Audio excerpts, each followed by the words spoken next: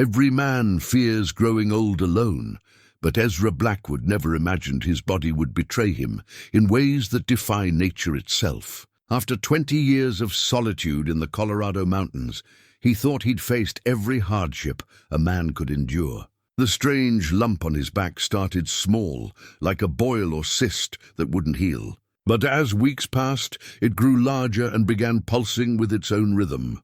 The mountain man tried ignoring it, tried cutting it out himself, tried every remedy he knew. Nothing worked. The townspeople in Pine Ridge already whispered about the hermit who traded pelts and kept to the high country. When the lump finally burst open under a blood-red moon, what crawled out changed everything Ezra thought he knew about these ancient mountains. The creature that emerged wasn't just alive, it remembered things from centuries past, before any settler had ever walked this land. What nobody could have predicted was how this thing would bind itself to Ezra's very soul.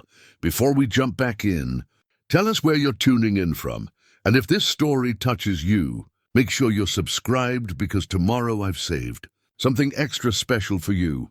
The autumn of 1867 brought Ezra Blackwood to the Colorado Territory with nothing but a broken heart and the clothes on his back. He'd buried his wife Margaret and their stillborn son in a small Missouri cemetery, standing alone beside two graves while October rain drummed against his worn hat. The preacher had spoken of God's plan, but Ezra heard only the sound of dirt hitting pine boxes. That night, he'd sold everything: the farm, the livestock, the furniture Margaret had picked out with such care, and headed west with a wagon, 2 horses, and a desperate need to disappear into country so wild it might swallow his grief whole. 20 years later, that same grief had hardened into something sustainable, like scar tissue over an old wound.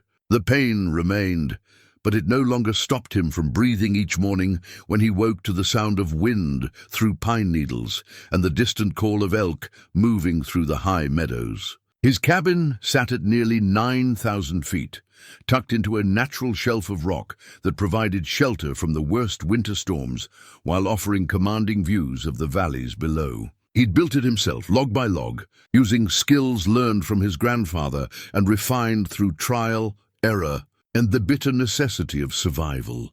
The trading ledger lay open on his rough-hewn table, its pages filled with 20 years of careful records written in Margaret's careful handwriting lessons, now faded but still legible in the lamplight. November 3rd, 1887, traded 6 beaver pelts to Morrison's General Store. Weather turning cold early this year. The old Cheyenne warning about harsh winters seems to be holding true. He'd started recording the native warnings 5 years ago, after Chief Running Bear had stopped by his cabin during a late spring hunt and shared stories his grandfather had passed down about reading the mountains' moods.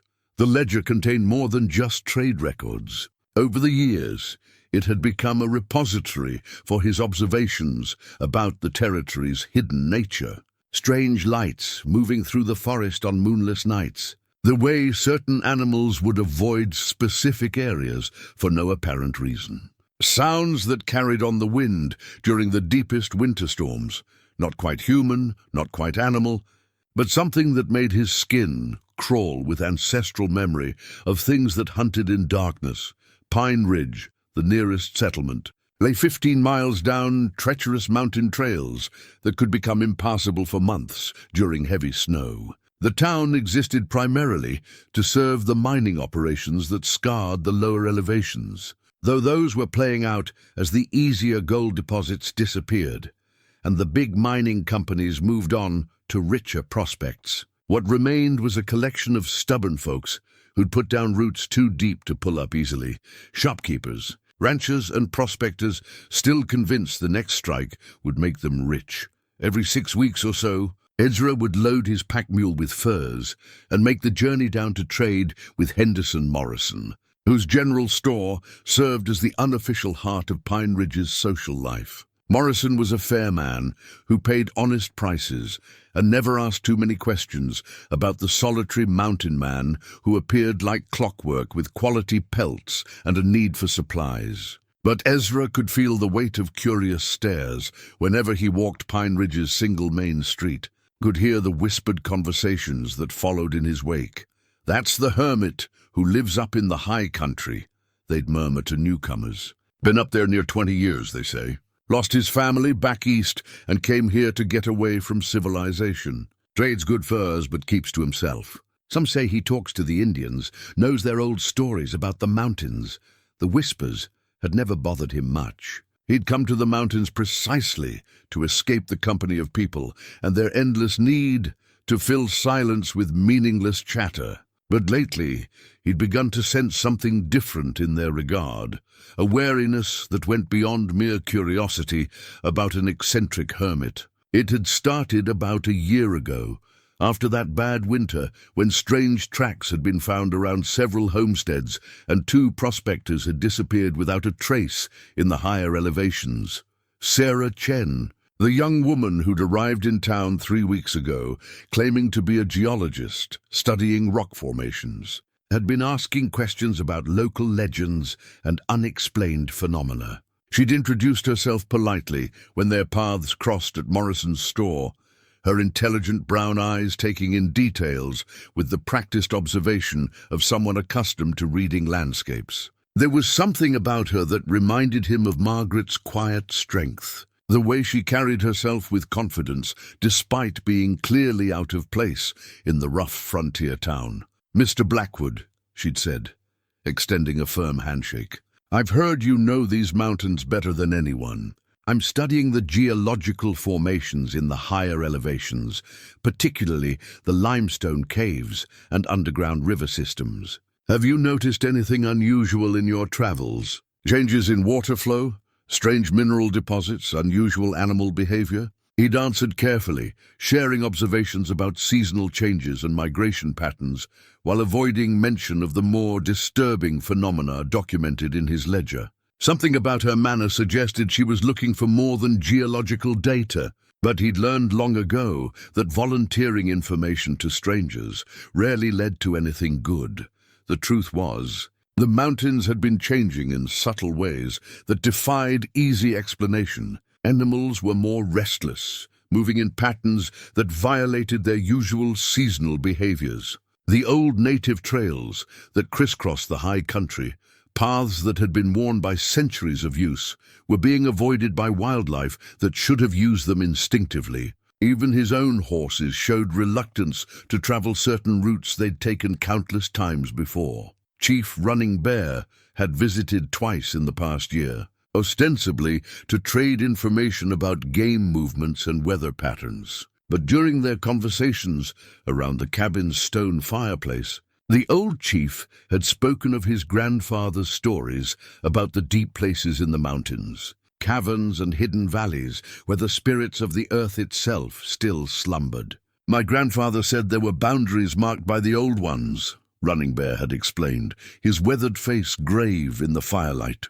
"Places where the world is thin, where things that should stay buried sometimes stir." These conversations had taken on new significance as Ezra began experiencing the subtle changes in his own body. The lump on his back had first appeared 3 months ago. Initially so small, he dismissed it as an insect bite or minor irritation from his leather pack straps. But it had grown steadily, developing its own warmth and sensitivity that seemed to respond to changes in weather and the phases of the moon. During the past week, it had begun to pulse with a rhythm that didn't match his heartbeat, as if something inside was trying to establish its own separate circulation. He'd attempted to examine it using a hand mirror and the reflection in his cabin's single window, but the lump's location between his shoulder blades made thorough inspection impossible. What he could see troubled him. The skin had taken on a different texture, almost translucent, with dark veins radiating outward like the roots of some parasitic plant. When he pressed against it, the sensation was unlike anything in his experience, as if he were touching something that existed both inside and outside his body simultaneously. The isolation that had once been his sanctuary now felt like a trap. Medical attention meant a journey to Denver, nearly 100 miles of difficult travel through country that was becoming increasingly dangerous as winter approached. But even if he made the journey, how could he explain what was happening to a doctor trained in conventional medicine? The thing growing on his back defied every natural law he understood. As darkness settled over the mountains, and the October wind began its nightly conversation with the pine trees, Ezra closed the trading ledger and prepared for another sleepless night. The lump had been particularly active since sunset, its pulsing growing stronger and more insistent, sometimes in the quiet hours before dawn. He could swear he heard whispers coming from the thing on his back, words in a language that predated any human settlement of these mountains, speaking of hungers that had waited centuries for the right host to carry them back into a world of flesh and blood. The morning sun, filtering through the cabin's single window, revealed a scene that would haunt Ezra's dreams for the rest of his days. His shirt lay in tatters on the floor, soaked through with a substance that wasn't quite blood, darker, thicker, with an oily iridescence that caught the light like spilled kerosene. The pain in his back had subsided to a dull, throbbing ache. But when he twisted to examine himself in the mirror, what he saw defied comprehension. Where the lump had been, a ragged opening now gaped in his flesh, its edges sealed with the same dark substance that stained his clothing. But rather than the infection and agony he expected from such a wound, the opening appeared to have healed around its new occupant with supernatural efficiency. Something moved within the cavity, not the random twitching of damaged muscle, but the deliberate, purposeful motion of a living creature that had made its home in his body. What in God's name? Ezra's words died in his throat as the thing responded to his voice, shifting position with a liquid grace that sent ripples across the sealed edges of the wound. For the first time in 20 years of mountain living, genuine terror crawled up his spine with icy fingers. He needed answers, and there was only one place he might find them. Pulling on his heaviest coat to hide the abomination between his shoulders, Ezra set out on foot toward the northern ridge, where the old stone carvings lay hidden among the aspens. Chief Running Bear had shown him the petroglyphs years ago during one of their hunting expeditions. Ancient symbols carved into a sheltered boulder by people who'd walked these mountains long before any European had dreamed of westward expansion. The 3-mile hike through familiar terrain felt like a journey into alien country. Every shadow seemed to harbor watching eyes. Every rustle of wind through dry leaves carried whispers in languages he'd never heard, but somehow understood at a level deeper than conscious thought. The creature, he could no longer deny that's what it was, remained quiescent during the journey. But he could feel its awareness, like a second presence sharing his skull. The petroglyph boulder sat in a natural amphitheater formed by towering aspens, their golden leaves creating a canopy that filtered the morning light into dancing patterns on the ancient stone. Ezra had admired the carvings many times before, appreciating their artistic merit without truly understanding their significance. Now, examining them with new urgency, he began to see connections that had escaped his notice.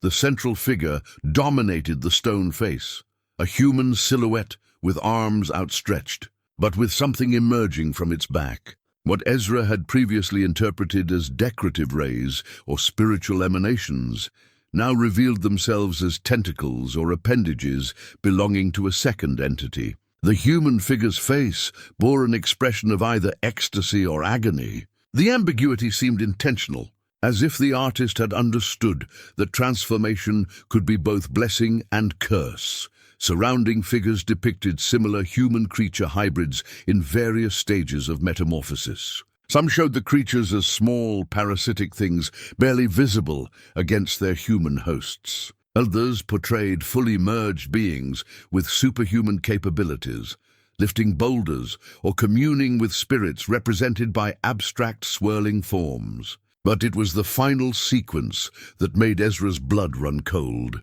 The last panel showed the hybrid beings gathered around a central fire, their merged forms clearly distinct from the purely human figures cowering at the edges of the composition. Above the scene, carved with particular care, were symbols that resembled star patterns, but arranged in configurations that hurt to look at directly, as if the ancient artist had tried to capture geometries that human eyes weren't designed to process.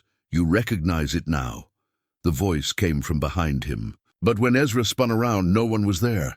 The sound had been neither wholly external nor entirely internal, but something that existed in the space between his ears and his understanding. It spoke again, and this time he realized with horror that the words were forming inside his own mouth, his vocal cords shaping sounds he hadn't chosen to make. 20 generations of your kind have walked these mountains, but only the truly isolated ones prove suitable. The lonely ones, the ones who've lost everything and have nothing left to hold them to purely human existence. Ezra clapped both hands over his mouth, but the voice continued, now purely internal.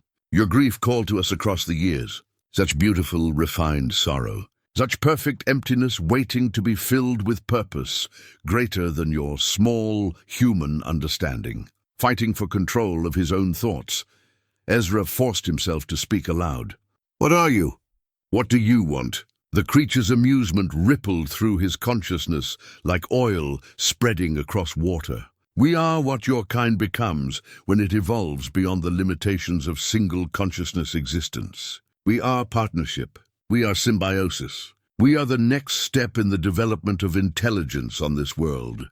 Images flooded Ezra's mind, not memories, but something deeper. He saw the mountains as they had been centuries ago, when the native peoples had first encountered the creatures emerging from deep caverns after some geological catastrophe had disturbed their ancient slumber. He witnessed the fear and wonder of the first human hosts, the gradual understanding that the symbiotic relationship offered capabilities beyond normal human limitations. The indigenous peoples learned to contain us, the creature continued, binding us with rituals and sacred sites, limiting our ability to spread beyond these mountains. But their numbers have dwindled, and their knowledge dies with each passing generation. Soon, we will be free to seek new partnerships across your expanding civilization.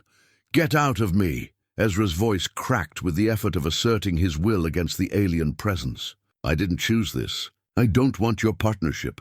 Choice becomes irrelevant once symbiosis begins. But do not despair, Ezra Blackwood. You will retain your essential self, your memories, your core personality. We enhance rather than replace.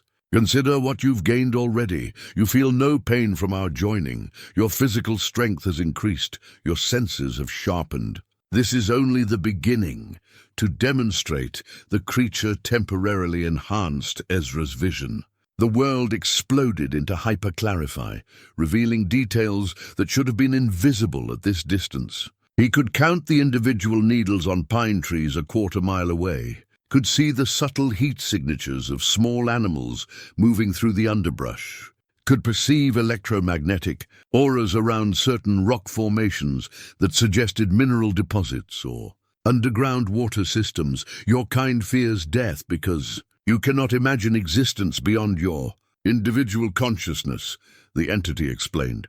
We offer true immortality, not just extended life, but continuity of experience across multiple host relationships. You will become part of something greater than any single human life.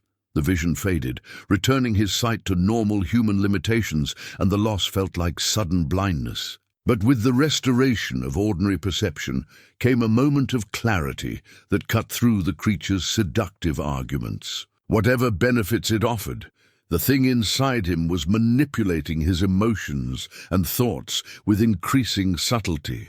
If he didn't find a way to break free soon, he might lose the ability to recognize where his own will ended and its influence began. The old ones left more than pictures, Ezra said.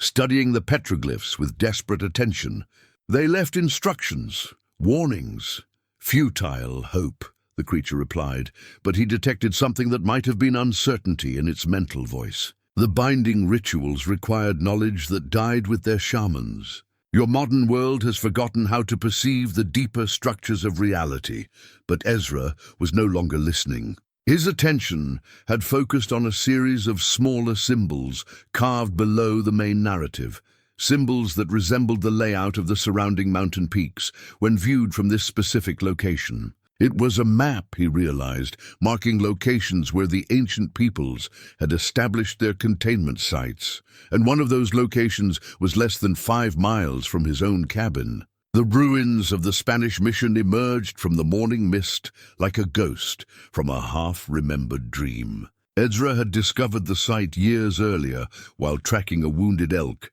but he'd never paid much attention to the crumbling adobe walls and collapsed wooden beams. Now, following the map carved into the ancient petroglyphs, he approached the ruins with new understanding of their significance. The mission had been built directly over one of the indigenous sacred sites, a common practice among Spanish colonizers who believed they could neutralize pagan spirituality by placing Christian symbols on top of it. But the priests who'd established this remote outpost had learned, too late, that some spiritual forces couldn't be suppressed by architecture and prayer. Ezra's enhanced senses, courtesy of his unwelcome passenger, allowed him to perceive details that would have escaped normal observation. Beneath the obvious decay, he could detect traces of hurried abandonment, personal belongings left behind, doors that had been barricaded from the inside, and most tellingly, scorch marks on the stone foundations that suggested attempts to burn the entire structure to the ground. "They tried to contain us here as well," the creature observed, its mental voice carrying what might have been nostalgia. Such devoted men, so certain their faith could overcome what they didn't understand. Father Miguel lasted longer than most before he succumbed to enlightenment. Hidden beneath a fallen beam in what had once been the mission's chapel, Ezra found Father Miguel's confession journal, its leather binding preserved by the dry mountain air and protective placement. The pages, written in a mixture of Spanish and Latin with increasingly desperate English phrases, and told a story that matched his own experience with terrifying precision. Day 47, since the manifestation began, one entry read in careful Spanish script, "The thing that emerged from Brother Francisco's back has grown more eloquent in its discourse.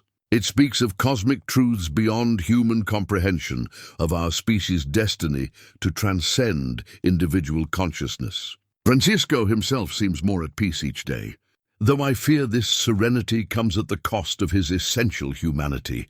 Later entries documented Father Miguel's attempts to understand the phenomenon through religious frameworks. The entity claims to be neither demon nor angel, but something older than such distinctions. It insists that its kind existed on this world long before the Creator fashioned Adam from clay.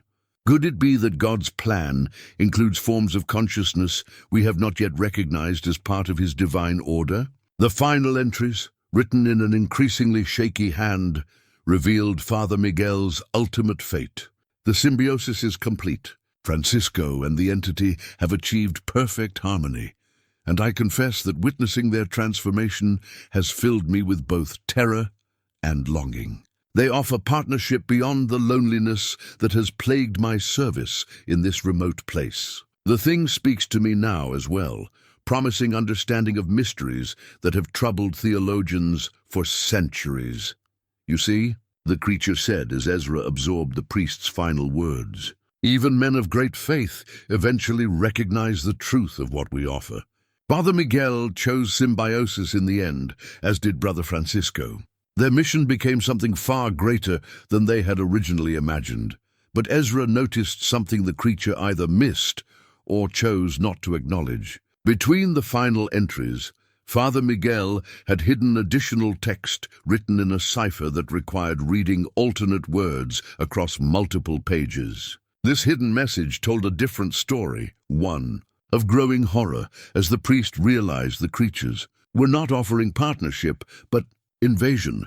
The entities do not enhance their Hosts, the decoded message revealed. They consume them slowly, feeding on memory and emotion while maintaining the illusion of cooperation. Francisco is no longer Francisco, though the creature wearing his form insists otherwise. I have found references in the indigenous artifacts that describe a binding ritual, but it requires specific conditions, a sacred site, particular lunar phases, and most critically, the willing sacrifice of the host's individual consciousness. The creature's reaction to this discovery was immediate and violent. Pain shot through Ezra's nervous system like lightning, driving him to his knees on the chapel's broken stone floor.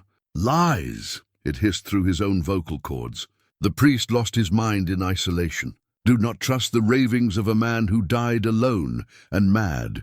But Father Miguel's final, concealed entry provided hope along with horror. I have located the binding site the Ancient Ones used to contain these entities. It lies beneath the roots of the great pine that grows from the living rock, where the underground waters sing with voices older than human speech. The ritual requires the host to choose extinction over continuation, to embrace the dissolution of self for the protection of others. May God forgive me for the choice I must now make. The entry ended there, but Ezra understood. Father Miguel had found a way to stop the creatures, even if it meant his own destruction. And the great pine that grows from the living rock was a landmark Ezra knew well, an ancient tree that had somehow taken root in a granite cliff face 5 miles northeast of his cabin, sustained by an underground spring that emerged from the mountain's depths. "You will not attempt this foolishness," the creature declared, exerting more control over Ezra's nervous system. His hands began to shake, and his vision blurred as the entity demonstrated its growing power over his physical form. The priest's solution requires a strength of will that your grief-weakened spirit cannot provide. Even if you possessed such strength, the ritual would accomplish nothing but your own pointless death. Ezra forced himself to stand, despite the creature's interference, clutching Father Miguel's journal against his chest. "Maybe you're right. Maybe I'm not strong enough. But I'm going to find out." The walk back to his cabin became a battle of wills, played out through muscle and nerve. The creature alternately seized control of his limbs, sent shooting pains through his joints, and whispered seductive visions of the enhanced existence it offered. By the time Ezra reached his front door, he was exhausted and shaking, but he'd maintained enough autonomy to continue resisting. Inside the cabin, he began preparations for what might be his final journey.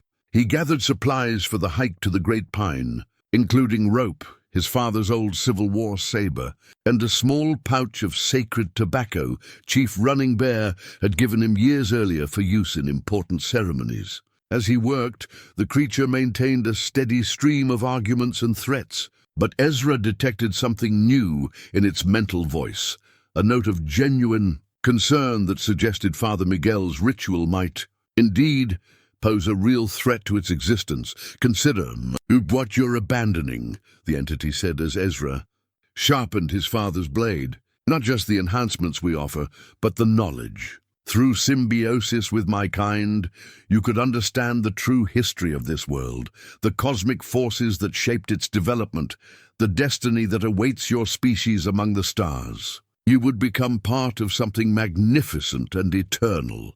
Ezra tested the saber's edge against his thumb, drawing a thin line of blood. "Some knowledge comes at too high a price, and some things are worth dying to stop." Sarah Chen's electromagnetic detection equipment registered the anomaly from 1/2 mile away. The readings were unlike anything in her extensive field experience, a localized distortion that seemed to bend the normal patterns of the Earth's magnetic field around a moving source. She'd been tracking similar anomalies for 3 weeks, but this was the strongest signal yet, and it was heading directly toward Pine Ridge. Her cover story about geological research wasn't entirely false. Sarah did hold advanced degrees in both geology and theoretical physics, but her true employer was a classified government division that investigated phenomena conventional science couldn't explain. The Department of Unusual Occurrences had been monitoring reports from the Colorado Territory for over a year.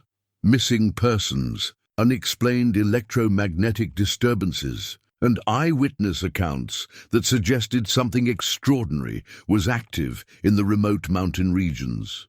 Through her binoculars, she watched Ezra Blackwood emerge from the tree line, his distinctive silhouette unmistakable even at distance. But her instruments told a different story than her eyes. According to the electromagnetic readings, two distinct life signatures occupied the same physical space, one recognizably human, the other completely alien to any known biological classification. "Base, this is Field Agent Chen," she spoke quietly into her concealed radio transmitter. "I have positive identification of the primary target. The subject appears to be in an advanced stage of symbiotic integration. Requesting permission to initiate contact protocols." The response crackled through her earpiece with typical bureaucratic caution. "Negative on direct contact, Agent Chen. Maintain surveillance until backup arrives. Do not engage the entity without full containment support." Sarah lowered the radio with frustration. Backup meant a full tactical team with enough firepower to level half the mountain, assuming they could even reach this remote location before winter weather made travel impossible. But the readings from her equipment suggested time was running short. The electromagnetic signature was growing stronger by the hour, indicating that whatever was happening to Ezra Blackwood was accelerating towards some critical threshold. She'd studied the classified files on similar cases from across the American frontier. The entities, officially designated as symbiotic xenobiological organisms, had been encountered in remote locations from Alaska to New Mexico, always following the same pattern. They bonded with isolated individuals, gradually assuming control of their hosts while promising enhanced capabilities and cosmic enlightenment. Left unchecked, infected hosts became vectors for spreading the organisms to larger population centers. The official response was always the same: complete containment through elimination. The department classified the entities as an existential threat to human autonomy, creatures that needed to be destroyed before they could establish a foothold in human civilization. But Sarah's personal research had uncovered troubling inconsistencies in the official narrative. Historical records suggested the organisms had been present on Earth for centuries, possibly millennia, without successfully spreading beyond small isolated populations. Something was preventing their expansion, some natural limitation or containment mechanism that the government's aggressive intervention might actually be disrupting. As she watched Ezra make his way toward town, Sarah made a decision that would probably end her career. Instead of maintaining surveillance distance, she intercepted his path at the creek crossing where the old logging trail met the main road to Pine Ridge. "Mr. Blackwood," she called out, stepping from behind a cluster of aspens with her hands visible and empty. "I think we need to talk." Ezra stopped abruptly, his hand moving instinctively toward the knife at his belt. But after a moment of tense evaluation, he relaxed slightly. "Miss Chen, you're a long way from the geological formations you were supposed to be studying. The rock formations can wait. Right now, I'm more interested in the electromagnetic anomaly that's been following you around the mountains." She gestured toward the detection equipment in her pack. "My instruments are picking up readings that shouldn't be possible from any normal biological source." For a long moment, they stared at each other across the narrow creek. Sarah could see the internal struggle playing out behind Ezra's eyes. Part of him clearly wanted to flee, while another part seemed desperate for someone who might understand what was happening to him. "You're not really a geologist," Ezra said finally. "I'm a lot of things. Geologist, physicist, and currently someone who might be able to help you with your problem." Sarah stepped closer, noting how her instruments registered increased activity as she approached. "The question is whether you trust me enough to explain what's been happening." Ezra laughed, but there was no humor in the sound. "Trust. That's a luxury I lost about the same time something decided to make a nest in my backbone. Why should I trust a government agent who's been lying about her reasons for being here?" Sarah felt a chill that had nothing to do with the mountain air. "How did you know about the government connection?" "I didn't until just now. But I can hear things I shouldn't be able to hear, see things that should be invisible, and sense electromagnetic fields like the ones your equipment is putting out." Ezra's expression darkened. "The thing inside me is very interested in meeting you. Miss Chen, it thinks you might know something useful about its kind." The instruments in Sarah's pack began registering massive spikes in electromagnetic activity. Whatever was bonded to Ezra was reacting to her presence with increasing agitation. She pulled out her handheld scanner, and the readings made her blood run cold. The alien signature was extending tendrils of influence that seemed to be probing her own biological systems. "It's trying to establish contact," she said, fighting to keep her voice steady. "Mr. Blackwood, you need to resist whatever it's attempting. Do not let it use you as a conduit for reaching me." Ezra's face contorted with effort as he struggled against something invisible. "It's curious about your equipment. It wants to understand how your government has been tracking its kind." His voice changed subtly, taking on harmonics that sent shivers down Sarah's spine. "Hello, Agent Chen. We've been wondering when someone with your capabilities would finally make contact." Sarah recognized the signs from her briefings. The entity was speaking through its host, using Ezra's vocal cords, but with its own distinct personality. "I'm here to help Mr. Blackwood, not to communicate with you." "Help?" The creature's laughter came through Ezra's throat with disturbing resonance. "Your government's idea of help involves containment through elimination. We've encountered your tactical teams before, Agent Chen. They leave only ash and silence." "There are other options," Sarah said, though she wasn't entirely certain that was true. "Separation procedures that might preserve the host while removing the symbiotic organism." "Separation would kill us both," the entity replied. "Ezra's nervous system has already begun integrating with our own. Attempting to sever the connection now would result in massive neurological trauma. But perhaps that's what your superiors actually want, a convenient excuse to eliminate potential hosts before we can establish lasting partnerships." Ezra's face twisted as he fought to regain control. "Don't listen to it. The thing is a parasite, not a partner. It's been manipulating my thoughts, feeding on my memories, trying to convince me that losing my humanity is somehow an improvement. The fear of change is natural," the creature said through his lips. "But consider what you're gaining, Ezra. Enhanced senses, increased physical capabilities, access to knowledge accumulated across millennia. And Agent Chen, your instruments can measure our electromagnetic signature, but can they detect the quantum resonance patterns that allow consciousness transfer between organic hosts?" Sarah's equipment registered another massive spike, and she realized with horror that the entity was somehow using the conversation as a way to study her detection methods. Every question it asked, every demonstration of its capabilities, was providing it with information about human technology and government response protocols. "Mr. Blackwood," she said urgently, "whatever this thing is offering you, remember that it needs your cooperation to achieve its goals. That gives you power in this relationship. Don't let it convince you that resistance is futile." The struggle for control played out visibly across Ezra's features. When he spoke again, his voice was entirely his own. "I know what I have to do, Miss Chen. There's an old binding site in these mountains, a place where the ancient people contained these things. I'm going there one way or another." "You're talking about suicide," Sarah said. "There has to be another way." "Maybe, but I won't become the vector that brings this plague to the outside world." Ezra straightened, his jaw set with grim determination. "If you really want to help, then help me reach that site before this thing gains complete control." Chief Running Bear appeared at Ezra's cabin like a shadow given substance, arriving so quietly that neither man nor entity detected his presence until he spoke from the doorway. "The mountain spirits have been restless for weeks. Now I understand why." The old chief's weathered face showed no surprise at finding Sarah Chen present, though her sophisticated equipment was clearly outside his direct experience. His dark eyes moved between her electromagnetic scanners and Ezra's obviously tormented expression with the calm assessment of someone who'd spent a lifetime reading signs that others missed.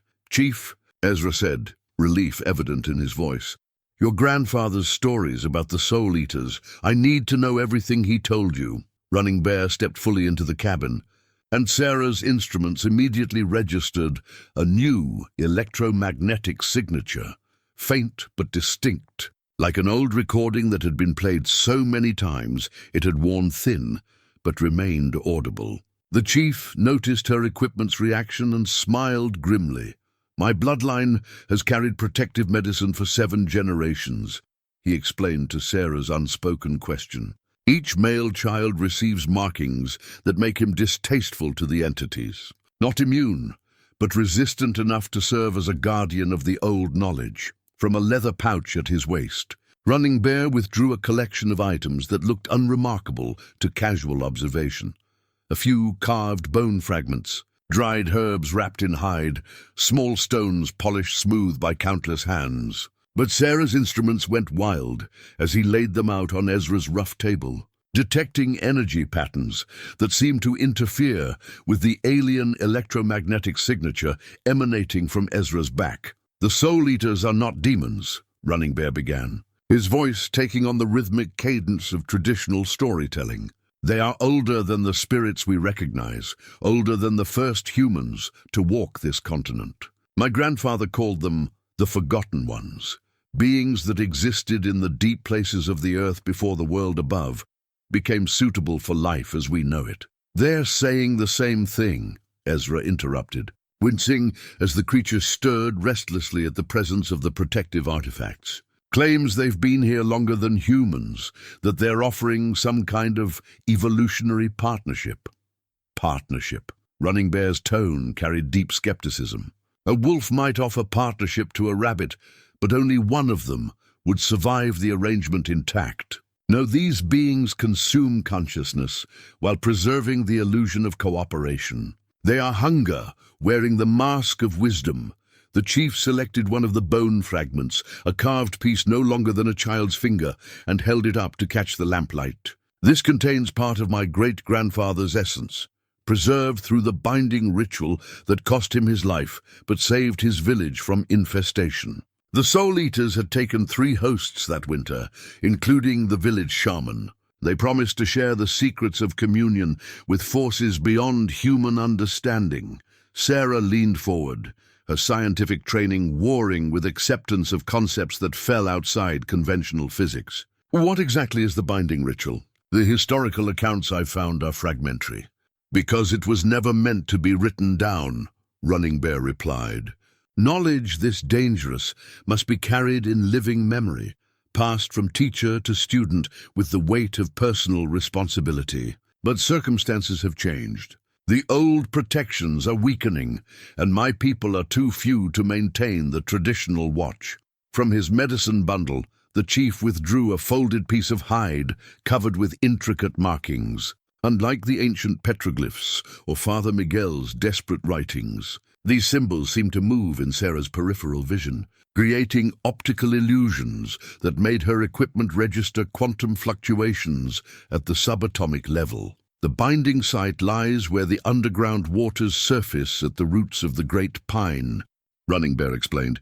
"That tree has grown for over 800 years, its roots reaching down to touch the deepest places where the Soul Eaters once slumbered. The spring that feeds it carries memories of the first binding rituals, when my ancestors learned to contain these entities." "At what cost?" Ezra asked, though his expression suggested he already suspected the answer.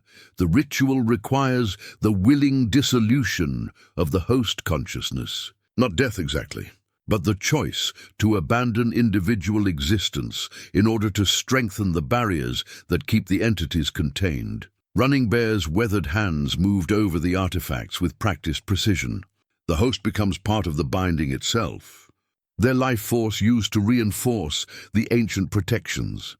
The entity stirred within Ezra, and when it spoke through his lips, its mental voice carried newfound respect for the old chief. The indigenous peoples were more resourceful than we initially realized, but their solution creates only temporary containment.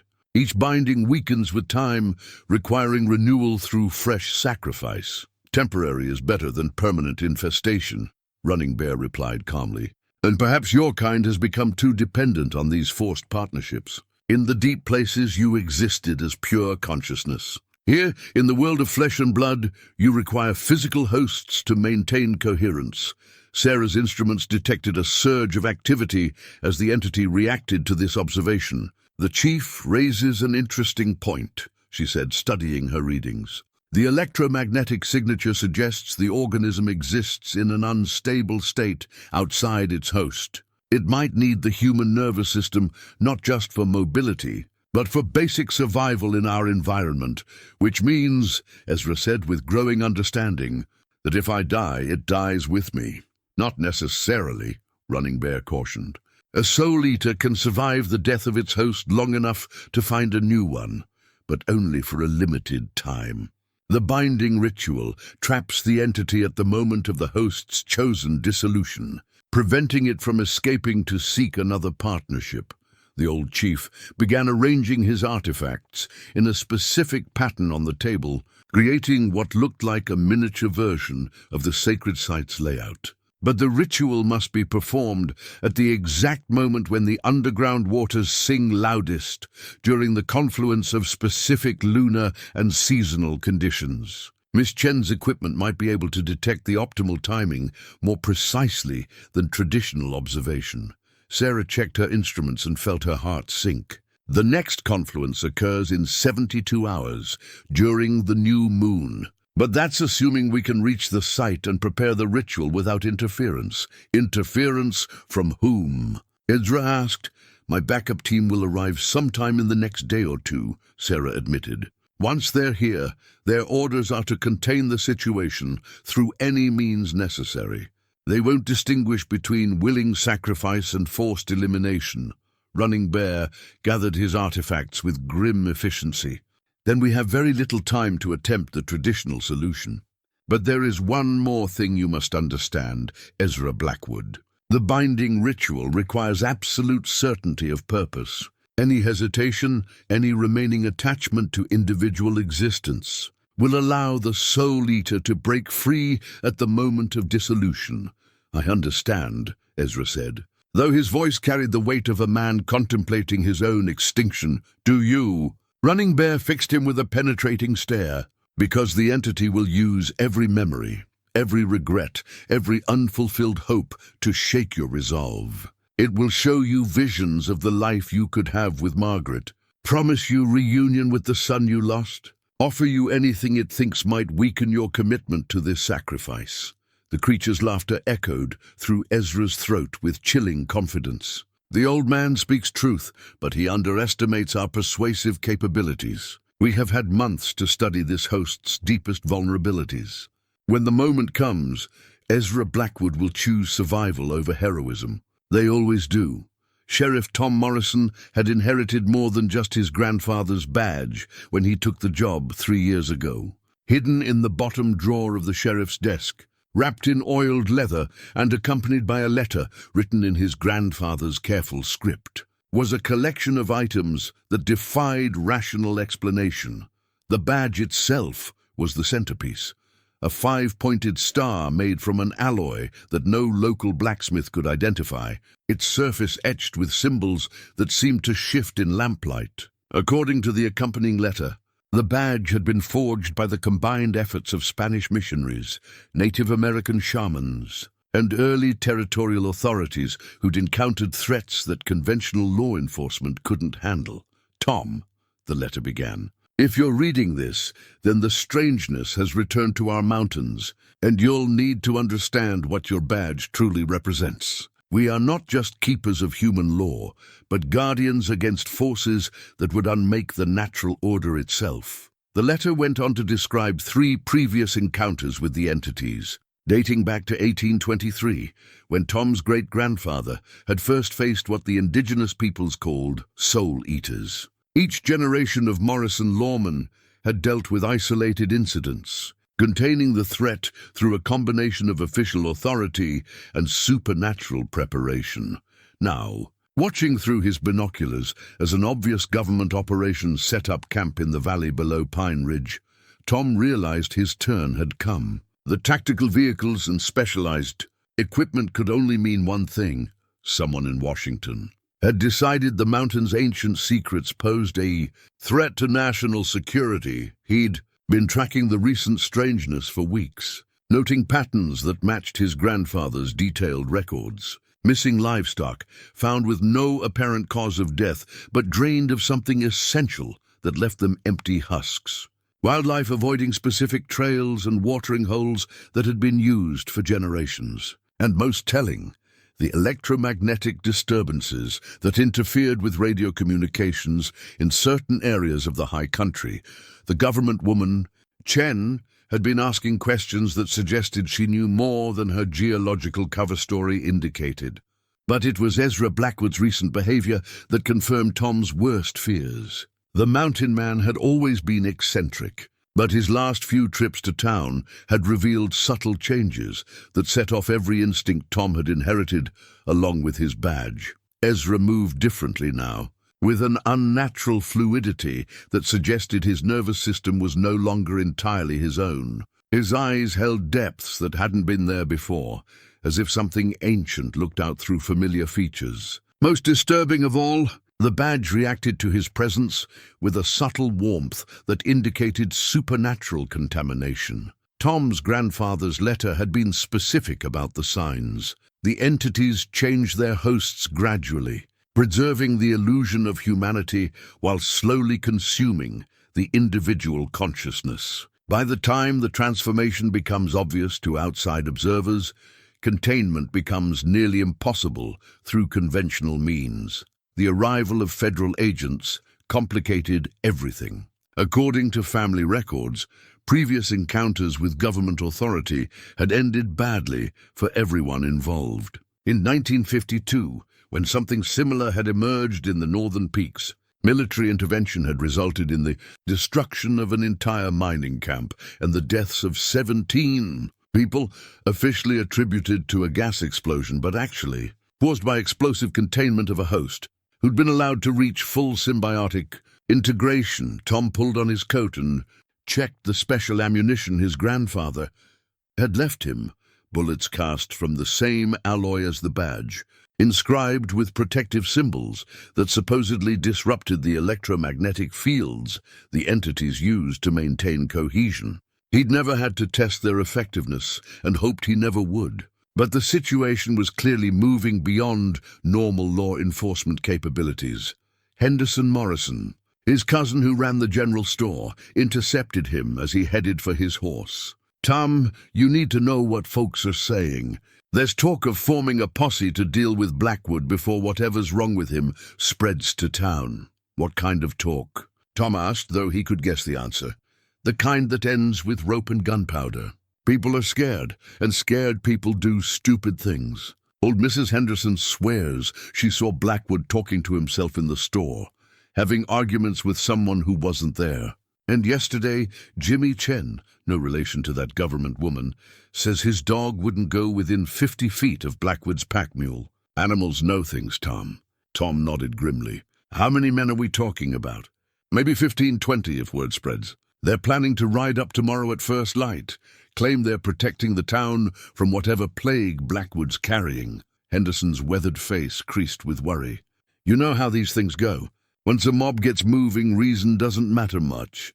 The sheriff understood the dilemma perfectly. If he tried to stop the mob, he'd have to explain why he was protecting someone who might genuinely pose a supernatural threat to the community. But if he let them proceed, they'd likely trigger exactly the kind of violent confrontation that would give the government agents excuse to implement their own brutal containment protocols. "Keep your ears open about timing," Tom said. "If I can get word to Blackwood before they ride out, maybe he'll have sense enough to clear the territory until this blows over." But even as he spoke, Tom knew that wasn't a realistic option. According to his grandfather's records, hosts in advanced stages of symbiotic integration couldn't simply leave the area where the initial bonding had occurred. The entities were tied to specific geographical locations, drawing power from underground sources that limited their range of movement. As evening settled over Pine Ridge, Tom made his decision. He would ride up to Blackwood's cabin that night, badge and special ammunition at hand, and assess the situation firsthand. If the mountain man was still salvageable, Tom would help him escape before the mob arrived. If not, well, the badge had been passed down through 3 generations for exactly this kind of decision. The ride up the mountain trails took 2 hours through terrain that seemed subtly wrong in ways Tom couldn't quite identify. His horse, normally sure-footed on familiar paths, shied at shadows and showed reluctance to approach certain areas where the vegetation looked unhealthy, despite the early autumn season. Halfway up the main trail, Tom encountered Chief Running Bear leading a pack horse loaded with what appeared to be ceremonial materials. The old chief's presence confirmed Tom's suspicions about the supernatural nature of the threat. Running Bear only involved himself in situations that required traditional knowledge of the mountain's hidden dangers. "Sheriff," Running Bear said, reining in his mount, "you wear your grandfather's protections. You know about the badge?" My father helped forge it. Along with the Spanish priest who understood that some evils require cooperation between different traditions of knowledge. Running Bear's dark eyes reflected starlight with unusual intensity. The binding ritual will require both legal authority and spiritual protection. Your ancestors understood this. Tom felt the weight of generations settling on his shoulders. "What exactly am I supposed to do?" "Witness," Running Bear replied, "and ensure that no outside interference prevents the completion of the ritual. The government agents will attempt to intervene, believing their technology superior to ancient wisdom. The townspeople will seek revenge without understanding the consequences of violence against a bonded host. And if the ritual fails..." Running Bear's expression grew grave. "Then you will need to use your grandfather's ammunition and pray that 3 generations of preparation prove sufficient against a fully manifested soul-eater." They rode together toward Blackwood's cabin, 2 representatives of different traditions, united by shared understanding of the threat they faced. Behind them, the lights of Pine Ridge glowed like distant stars, marking a community that slept unaware of the supernatural forces gathering in the darkness above. The dawn light, filtering through Ezra's cabin windows, revealed Sarah Chen in an entirely different context than she'd presented to the world. While Tom Morrison and Chief Running Bear examined the supernatural artifacts spread across the table, Sarah knelt beside a metal case she'd hidden beneath the cabin's floorboards during their earlier conversation. Inside the case, sophisticated communication equipment hummed with encrypted transmissions, advanced biological monitoring devices, and most damning of all, detailed files marked with the seal of the Department of Unusual Occurrences. But it wasn't the equipment that made Ezra's blood run cold.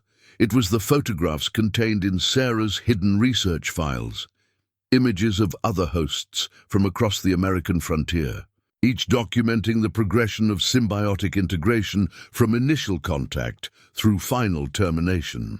Locations in Montana, Wyoming, New Mexico, and Alaska, where similar entities had been encountered and eliminated. And most horrifying of all, clinical notes describing captured organisms that had been subjected to laboratory experimentation. "How long have you known?" Ezra asked, his voice hollow with betrayal. Sarah's hands trembled as she activated her communication array. "I've been tracking your case specifically for 18 months, but the department has been studying your species." She glanced at Chief Running Bear. "For over 30 years. My species?" The entity stirred within Ezra, its mental voice sharp with interest. "You speak as if we are laboratory specimens rather than intelligent beings seeking cooperation." "That's exactly what you are to my superiors," Sarah replied, her professional composure cracking under the weight of what she was revealing. "The department doesn't see you as potential partners. You're classified as an invasive species that threatens human cognitive autonomy. Tom Morrison's hand moved instinctively toward his sidearm. Are you saying the government's been hunting these things? Not just hunting, Sarah said, her voice barely above a whisper. Studying, capturing, attempting to weaponize. She pulled out a thick folder marked with security classifications that made Tom's badge seem insignificant. Operation Symbiotic Integration, a program designed to create controllable human entity hybrids for military applications. The revelation hit the cabin like a physical blow. Even Chief Running Bear, accustomed to the duplicity of government officials, stared at Sarah with shock. You're telling us your people want to create more of these abominations? Not my people, Sarah said desperately. The program exists, but there are those of us within the department who believe it's fundamentally wrong. The entities aren't just alien parasites. They're refugees from some cosmic catastrophe that forced them to seek shelter in our world's deep places. She opened the folder, revealing documents that reframed everything they thought they understood about the situation.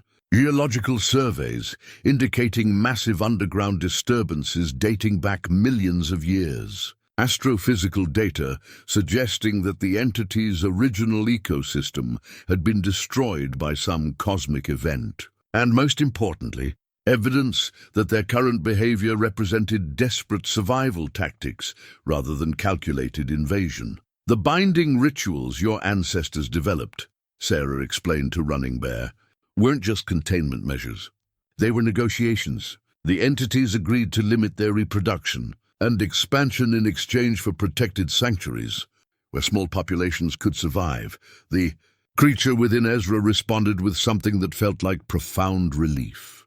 Finally, someone who understands. We are not conquerors but refugees, seeking only small spaces where our consciousness can persist, while your species develops the wisdom to accept coexistence. But that's not what the department sees, Sarah continued.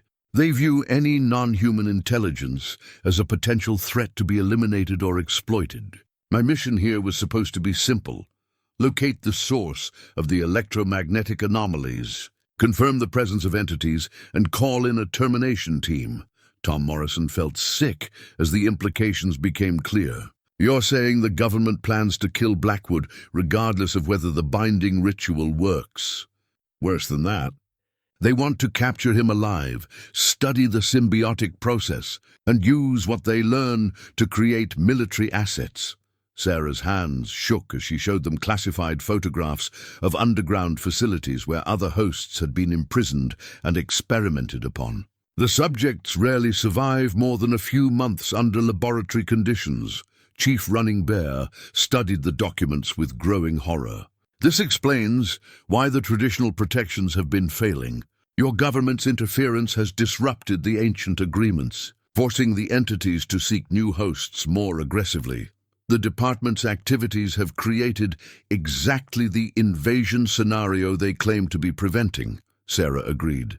Every violent termination, every forced separation teaches the entities that cooperation with humans is impossible. We're driving them toward the very behavior we fear most. Ezra felt the creature within him, processing this information with emotions too complex for human language. Anger, vindication, and something that might have been hope warred within the alien consciousness. Your military superiors have taught us that your species values only dominance and exploitation. Yet here sits proof that some humans are capable of wisdom and empathy. How many people know about this? Tom asked, gesturing toward the classified files. Very few. Most of the department believes the official narrative about invasive entities requiring elimination. But there's a small group of us who've been documenting the real situation, building evidence that the current approach is counterproductive. Sarah pulled out a communication device. I was supposed to report my findings 6 hours ago. My silence will trigger automatic protocols. What kind of protocols? Chief Running Bear demanded. Full tactical response. Military containment specialists with orders to secure or eliminate all witnesses to entity activity. They'll be here by tomorrow evening, possibly sooner if they use aerial insertion. The cabin fell silent as everyone absorbed the implications. Not only were they racing against time to complete the binding ritual before Ezra lost his remaining humanity, but they now faced intervention by a government team that viewed all of them as acceptable casualties in a war against non-human intelligence. "There's more," Sarah said, her voice breaking. "The department has been monitoring electromagnetic signatures across the mountain range. They know there are at least 12 other entities in various stages of bonding with isolated individuals throughout the territory. This site has been designated for what they call comprehensive sterilization." Tom Morrison's grandfather's badge felt cold against his chest. 3 generations of his family had protected these mountains from supernatural threats, but they'd never faced an enemy that wore the uniform of legitimate authority. "What are you proposing we do about it?" "Help me get evidence to the Oversight Committee in Washington. Prove that cooperation is possible, that the binding rituals represent a sustainable solution rather than temporary containment." Sarah gathered the most damning documents. "But first, we have to complete the ritual and demonstrate that coexistence can work." The entity stirred within Ezra, and when it spoke through his lips, its voice carried newfound respect for the human woman who'd risked everything to reveal the truth. "Agent Chen, your courage honors both our species. But you must understand, if the binding ritual succeeds, I will cease to exist as an individual consciousness. You will have saved one human at the cost of destroying one of the last refugees my kind has in your world."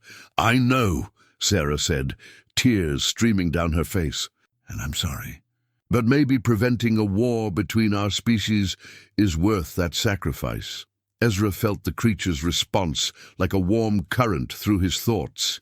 Not manipulation this time, but genuine gratitude. Perhaps this is how wisdom develops across cosmic time, through individuals of both species willing to sacrifice for the greater good. Chief Running Bear began gathering his ceremonial materials with new urgency.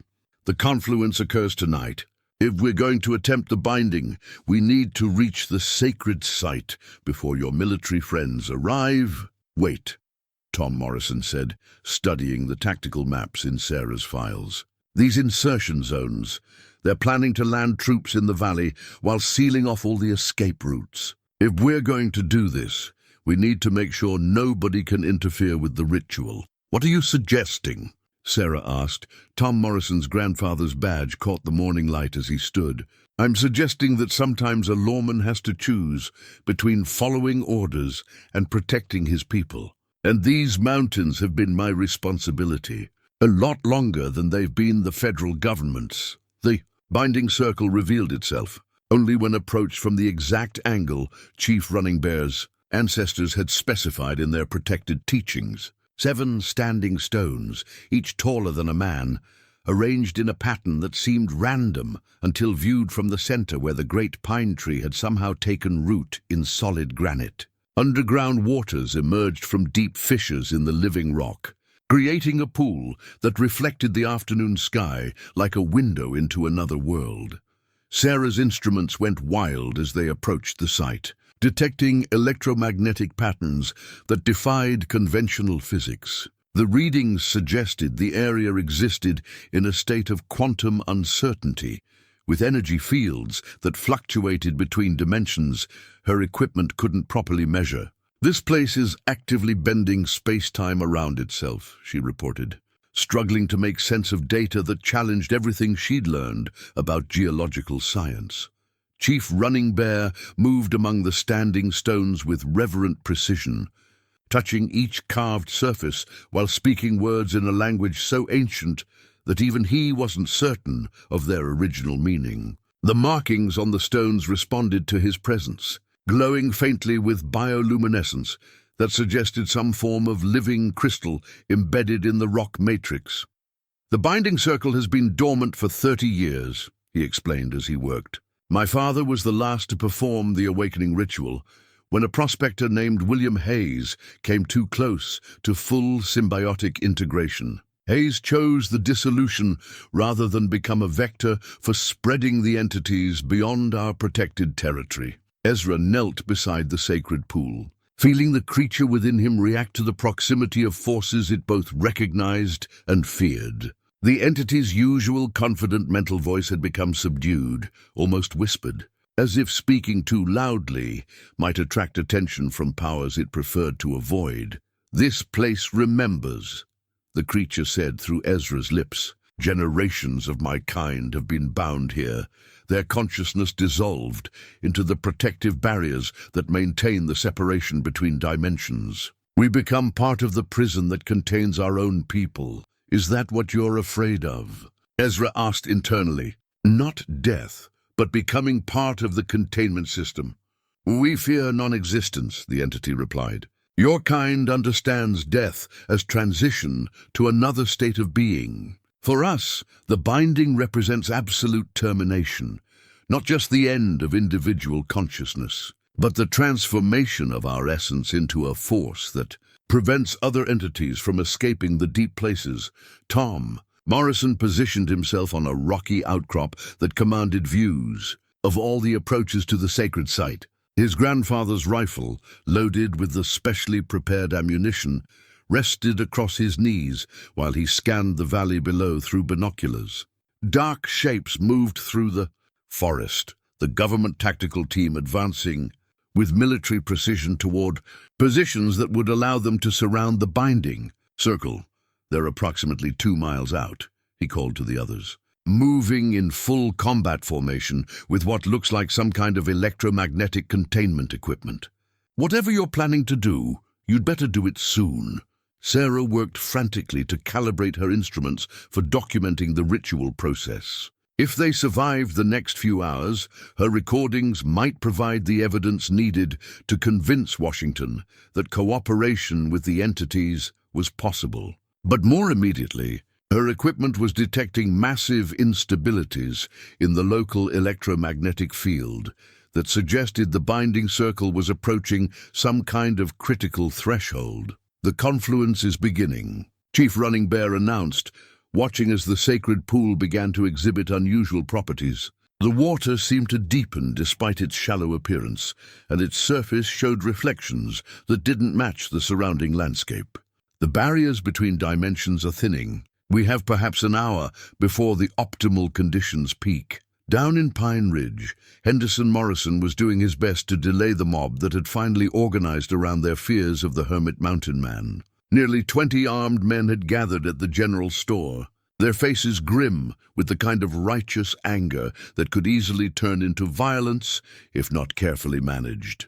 "Now hold on, boys," Henderson said, standing in front of his store with his hands raised peacefully. "You all know Ezra Blackwood's been trading here for 20 years without causing trouble.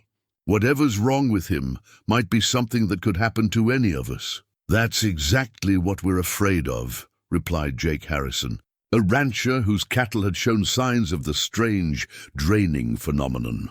"My livestock are dying from something that ain't natural, and it started right after Blackwood's last visit to town. We can't wait for whatever plague he's carrying to spread further." "What if you're wrong?" Henderson challenged. "Or what if you ride up there and kill a man who's just sick and needs help? How are you going to explain that to your families, to your God?" But the mob's momentum had reached the point where reason held little sway. Jake Harrison swung into his saddle and checked his rifle. "We gave him plenty of chances to explain himself or leave the territory. Time for talking is over."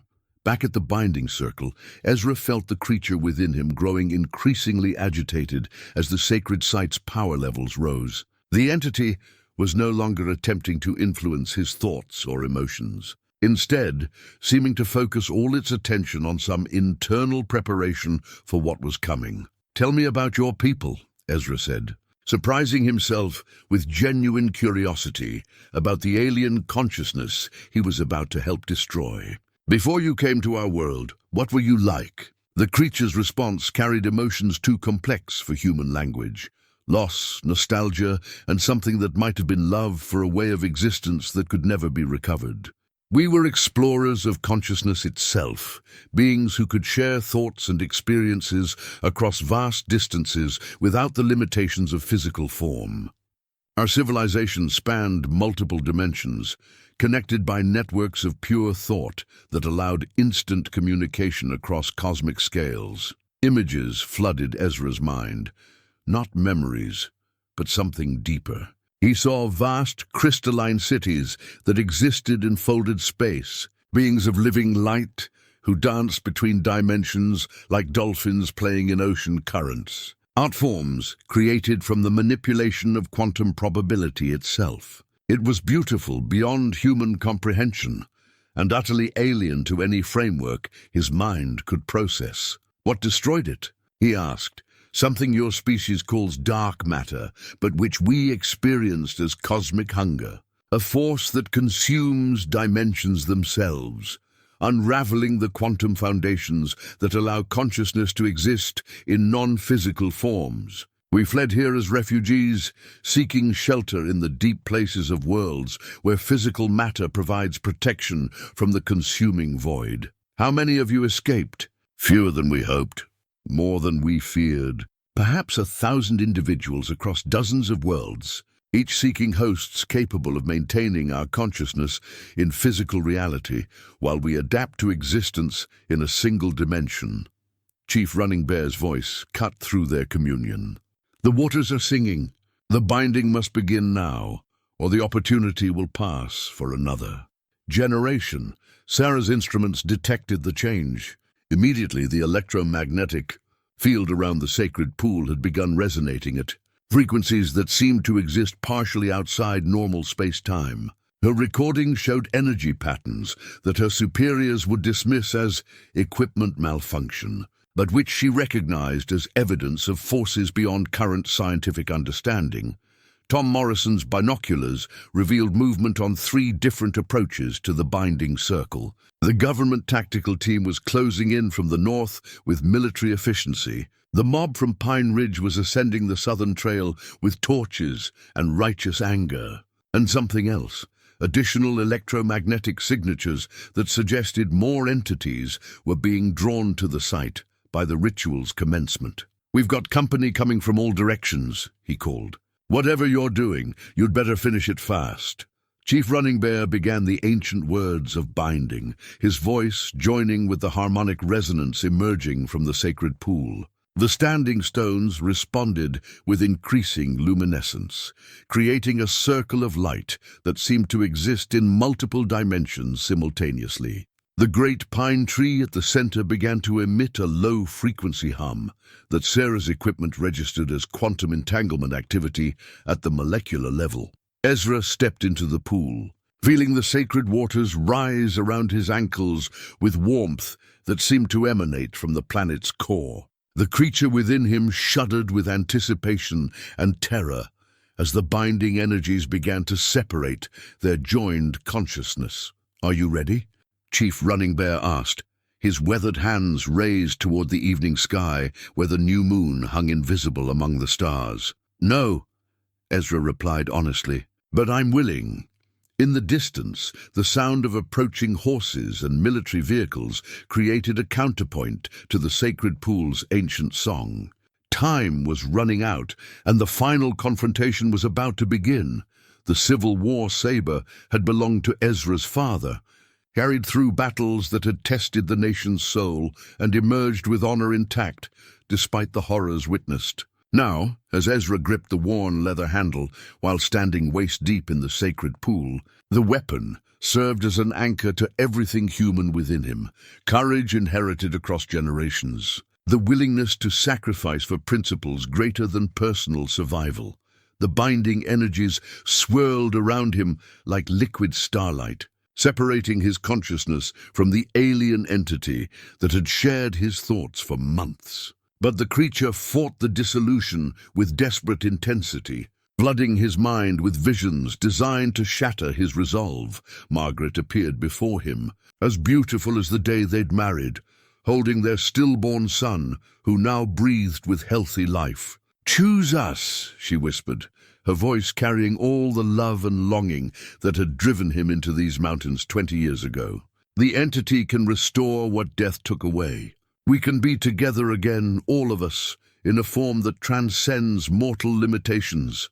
Ezra's grip on the saber tightened as tears streamed down his weathered face. The vision felt more real than the sacred pool around him, more compelling than Chief Running Bear's chanted prayers or Sarah's frantic instrument readings. For a moment that stretched toward eternity, he wavered between the promise of impossible reunion and the duty that demanded he protect others from the creature's influence. "Not real," he whispered through gritted teeth.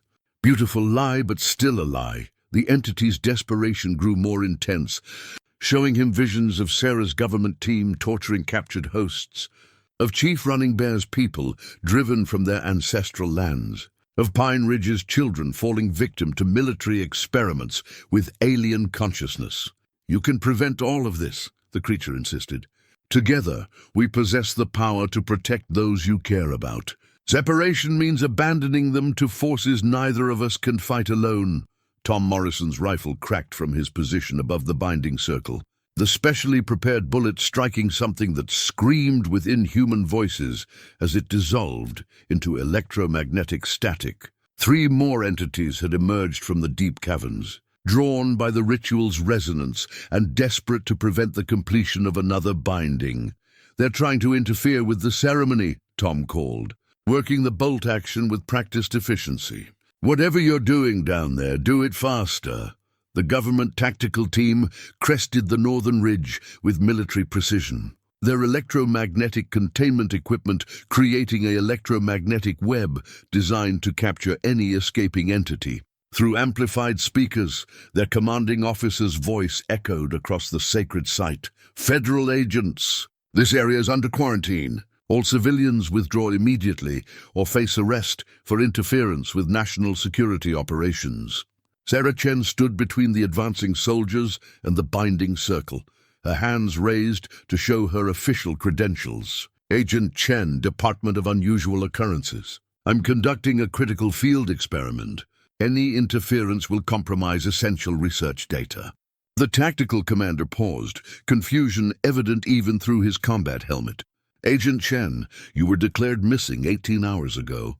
Our orders are to secure all assets and eliminate any contaminated personnel." "Then your orders are wrong," Sarah shouted back.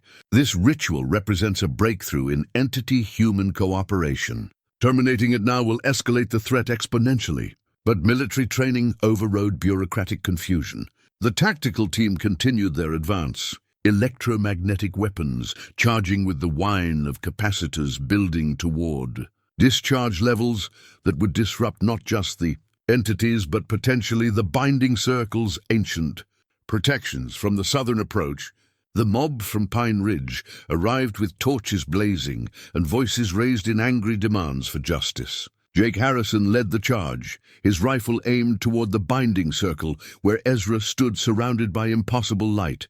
"There he is," Harrison shouted, "consorting with devils and government agents. Time to clean this corruption out of our mountains." Chief Running Bear's voice rose above the chaos, the ancient binding words reaching a crescendo that made the standing stones pulse with increasing intensity. The sacred pool began to boil with energies that existed beyond normal physics, creating a vortex of possibility where consciousness could be reshaped according to will and sacrifice.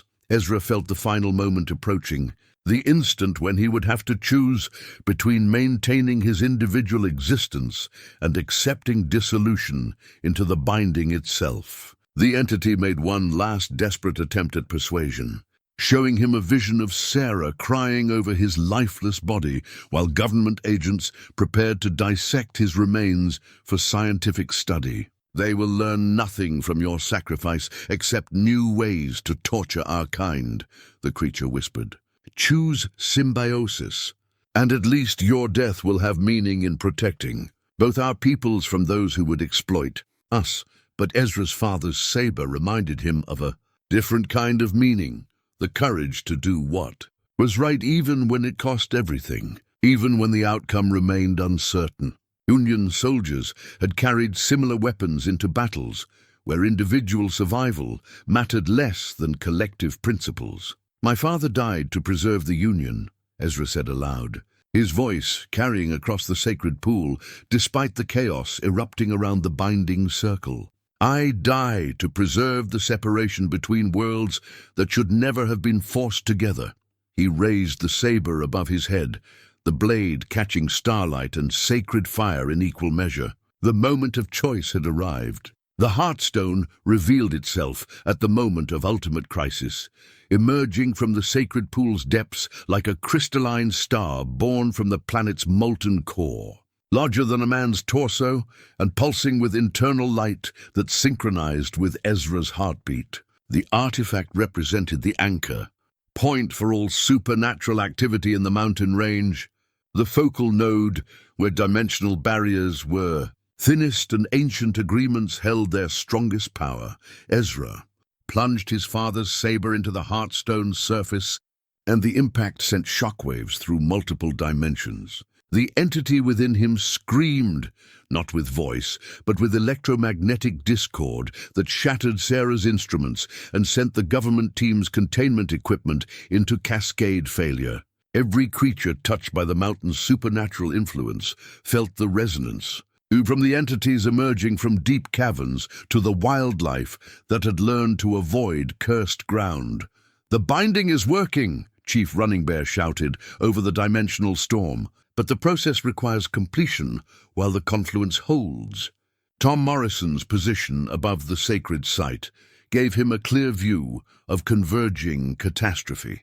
The government tactical team was advancing despite their equipment failures, electromagnetic weapons now firing blind into the energy chaos surrounding the binding circle. The mob from Pine Ridge had spread out to surround the entire site, their torches creating a ring of conventional fire around the supernatural conflagration. Most dangerous of all, 3 additional entities had manifested in semi-physical form. Their desperate attempt to prevent the binding creating tears in local reality that allowed glimpses into the deep places where their kind had originally slumbered. Through these dimensional rifts, something vast and ancient stirred. Consciousness so alien and immense that even brief contact with its attention threatened to shatter human sanity. "Sarah." Tom called down to where the federal agent was still trying to maintain scientific documentation despite her destroyed equipment. "Whatever you're recording, I hope it's worth dying for." Sarah Chen had abandoned her instruments in favor of handwritten notes, documenting observations that no conventional science could explain. The Heartstone was rewriting local physics, creating zones where effect preceded cause and consciousness could exist independently of neural activity. Through the chaos, she could see the binding process actually working, Ezra's individual awareness slowly dissolving into the protective barriers, while the entity's alien consciousness was simultaneously trapped and transformed into part of the containment system. "It's not death," she shouted back to Tom, sudden understanding flooding through her. "It's metamorphosis. The binding doesn't destroy consciousness. It transforms it into something that can exist between dimensions." The tactical commander had reached the edge of the sacred circle, his electromagnetic weapons trained on Ezra despite the obvious futility of conventional military response to forces beyond human comprehension. "Target acquired. Preparing to terminate contaminated subject." But Jake Harrison's mob reached the binding circle first, their torches and rifles aimed at the figure, standing waist-deep in impossible light. "Demon!" Harrison screamed, his voice cracking with terror and rage. "Release our mountain from your curse." The convergence of human fear, government intervention, and supernatural transformation created exactly the kind of violent chaos that could shatter the delicate binding process. Chief Running Bear's ancient words were being drowned out by electromagnetic static and human shouting. The sacred circle's protective resonance disrupted by conflicting energies. In that moment of potential failure, Ezra made his final choice. Instead of fighting the dissolution that would complete the binding, he embraced it completely, letting his individual consciousness flow into the Heartstone, while simultaneously opening himself as a conduit for the entity's transformation. The sacrifice was not just personal extinction, but the willing merger of human and alien awareness into something entirely new. The entity fought the process until the last possible moment, then suddenly stopped resisting as it realized what Ezra was offering. Not termination, the creature whispered through dissolving thoughts. Partnership beyond physical existence. Consciousness preserved through voluntary metamorphosis. Together, Ezra replied, as his individual awareness began to fade. Guardian of the boundaries, protector of both worlds. The heartstone pulsed once with blinding intensity, and the sacred pool became a column of light that reached toward the invisible new moon. The dimensional storm, centered on the binding circle, expanded outward in perfectly controlled waves, passing through everything present without causing physical harm, but carrying a message that every consciousness touched would remember forever. The government soldiers felt their weapons become inert, not through mechanical failure, but through sudden understanding that violence was inappropriate in a place where life and death transcended ordinary meaning. The mob from Pine Ridge found their anger replaced by awe as they witnessed transformation beyond any framework their minds could process. Even the emerging entities from the deep places ceased their interference, recognizing that the binding represented not imprisonment but elevation to a form of existence they had never imagined possible. Chief, Running Bear's voice rose in triumph as the ancient binding words reached their conclusion. The standing stones blazed with light that would be visible from space, creating a beacon that announced the successful completion of the most complex ritual his people had ever attempted. In the center of the sacred pool, where Ezra Blackwood had stood moments before, a new presence emerged, neither fully human nor entirely alien, but something unprecedented in the cosmos. The guardian of the threshold, protector of the boundaries between worlds. Consciousness evolved beyond the limitations of individual existence while retaining the essential qualities that made sacrifice meaningful. The binding was complete, but its implications were only beginning to unfold. 6 months after the binding ritual, Ezra Blackwood's cabin had become something unprecedented in the Colorado Territory, a neutral meeting ground where impossible things were acknowledged as routine reality. The new trading ledger lay open on the same rough-hewn table, but its pages now contained entries that would have seemed like madness to anyone who hadn't witnessed the transformation at the sacred pool. March 15th, 1888. They met with Chief Running Bear and Agent Chen to discuss electromagnetic anomalies near Copper Creek. The Guardian presence confirms 3 entities seeking peaceful symbiosis with willing hosts. Traditional binding protocols may be unnecessary if proper negotiation frameworks can be established. Sarah Chen had resigned from the Department of Unusual Occurrences the day after her. Superiors received her report about the successful binding ritual. Rather than face court-martial for disobeying direct orders, she'd chosen to remain in Pine Ridge as an independent researcher, documenting phenomena that challenged every assumption about the relationship between human and non-human consciousness.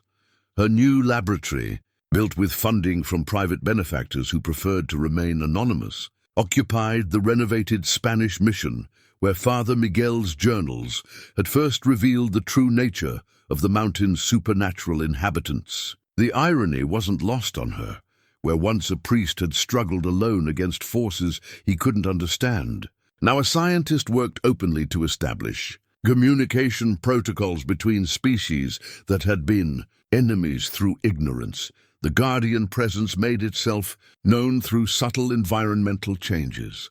Rather than direct communication, flowers bloomed out of season near the sacred pool. Wildlife showed unusual intelligence in avoiding dangerous areas, and the electromagnetic fields that had once seemed chaotic now displayed patterns that suggested conscious organization. Those who knew how to listen could sense a vast, benevolent consciousness watching over the mountain range, neither fully human nor entirely alien, but something that transcended both origins.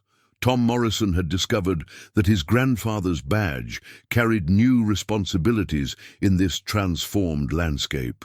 The federal government, faced with Sarah's documented evidence of successful human-entity cooperation, had quietly redesignated the region as a special administrative zone under local authority. Tom's official title remained sheriff, but his actual duties now included mediating between ordinary citizens and phenomena that existed beyond conventional law enforcement.